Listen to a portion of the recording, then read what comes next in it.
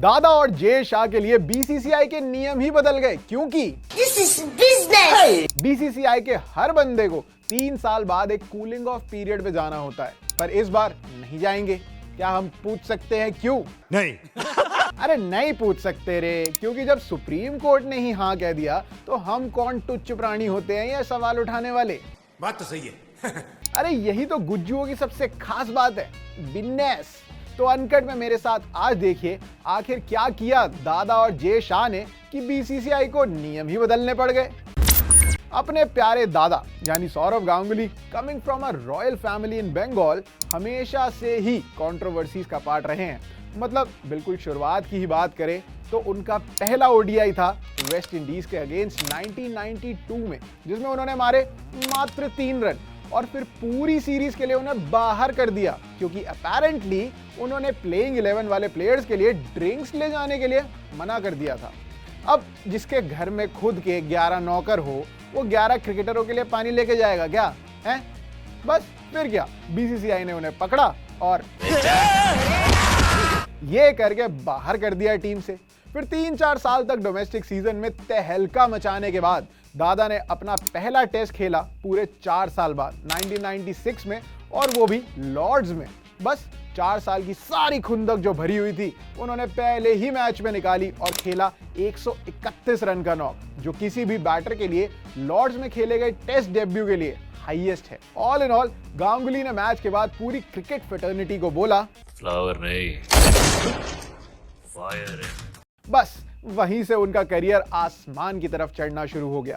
पहले बने ओपनर, फिर बने इंडियन टीम के कप्तान, फिर वो शर्ट घुमाना कौन भूल सकता है, और चलते चलते बन गए 2019 में बीसीसीआई के प्रेसिडेंट। ये बाबूराव का स्टाइल है, तू ले। तो किस्मत तेज तो थी, पर इतनी भी नहीं, क्योंकि उनके प्रेसिडेंट बनने के अगले ही साल आ गया कोविड और क्रिकेट का भट्टा ही बैठ गया। सारे tour cancel, world cup cancel, और तो और आईपीएल भी कैंसिल। मतलब सारे क्रिकेट फैंस बस कोविड के लिए यही कह रहे थे कि उठा के बाल्टी मारेगा। दूसरी तरफ आते हैं जे शाह, जिन्हें बचपन से ही क्रिकेट का बहुत शौक था। तो उन्होंने अपने डैडी अमित शाह को बोला, पापा मुझे क्रिकेटर बनना है। तो बड़े शाह जी ने उनका क्रिकेट देखा और बोला, बेटा तुमसे ना हो पाएगा। पर बच्चा तो बच्चा है, तो क्रिकेट नहीं तो गुजरात क्रिकेट बोर्ड में ही उन्हें लगवा दिया।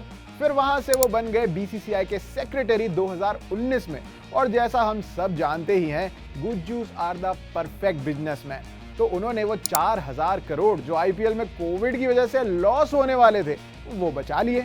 यही नहीं, अभी और सुनिए। आईपीएल के अगले 5 साल के ब्रॉडकास्टिंग राइट्स करीब 50,000 करोड़ के बिके हैं, और इसमें भी बहुत बड़ा हाथ जय भैया का ही है। जोर जोर से बोल के लोगों को स्कीमें बता दे। कुल मिला के बात यह है कि गांगुली और जे शाह की जोड़ी बीसीसीआई के लिए हिट है। क्या बात है सर, क्या बात है सर। अब बीसीसीआई के अडैप्टेड कॉन्स्टिट्यूशन के हिसाब से हर ऑफिस ब्यूरर को एक टेन्योर के बाद 3 साल के कूलिंग ऑफ पीरियड के लिए जाना पड़ता है, ताकि बेफालतू की मोनोपोली ना बन जाए पूरे क्रिकेट में, जो कि बिल्कुल ठीक भी बात है। तो गांगुली और शाह दोनों के ही टेन्योर खत्म हो रहे थे इस सितंबर में, और उन्हें कूलिंग ऑफ पीरियड के लिए जाना था। तो सुप्रीम कोर्ट को एक अर्जी डाली गई कि इस कूलिंग ऑफ पीरियड को हटा दिया जाए, क्योंकि इंडियन क्रिकेट बिल्कुल स्ट्रीमलाइन चल रहा है। तो सुप्रीम कोर्ट बेंच ने इस पे कहा कि बीसीसीआई एक ऑटोनॉमस बॉडी है और हम इसके डिसीजंस को माइक्रो मैनेज नहीं कर सकते। ठीक है, जो करना है कर लो। तो अब पहली बार बीसीसीआई की हिस्ट्री में यह हो रहा है कि बिना कूलिंग ऑफ पीरियड के मैनेजमेंट के टेन्योर को एक्सटेंड कर दिया गया है, और गांगुली और जे शाह अपनी रिस्पेक्टिव पोजीशंस 2025 तक रिटेन करेंगे। आपको क्या लगता है, क्या ये बदले नियम ठीक हैं? कमेंट्स में हमें बताएं, और हाँ, अनकट को लाइक, शेयर और सब्सक्राइब जरूर करें।